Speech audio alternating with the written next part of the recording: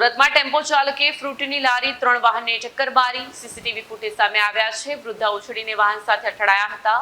ઊભી થઈને પૌત્રને બચાવવા માટે વૃદ્ધા દોટ મૂકી હતી. 3 મોપેડ ચાલકને 8 ફૂટ ધસેડ્યા હતા. સુરતના સિંગણપુર વિસ્તારમાં એક હચમચાવ દેતી અકસ્માતની ઘટના સામે આવી છે. એક બેફામ ટેમ્પા ચાલકે પોતાની ગફલતભરી ડ્રાઇવિંગના કારણે રસ્તામાં જતા નિર્દોષ લોકોને અડફેટે લીધા છે. આ સમગ્ર ઘટનાના સીસીટીવી પણ સામે આવ્યા છે, જેમાં ટેમ્પો ચાલક ફ્રૂટની લારી લઈને જતી વૃદ્ધા અને તેના પૌત્ર તેમજ એક મહિલા ચાલક સહિત 3 વાહનોને અડફેટે લેતો જોવા મળે છે. ઉલ્લેખનીય છે કે ટેમ્પો ચાલકે ટક્કર મારતા વૃદ્ધા ઉછળીને 5 ફૂટ દૂર સુધી પટકાય છે. ત્યારબાદ ટેમ્પા ચાલકે અન્ય 3 વાહનોને અડફેટે લીધા હતા, જેમાં એક મહિલા ચાલક સહિત 3 વાહન ચાલકોને 8 ફૂટ દૂર સુધી ધસેડે છે. આ દરમિયાન પૌત્રને બચાવવા વૃદ્ધા દોટ મૂકતા પણ જોવા મળે છે.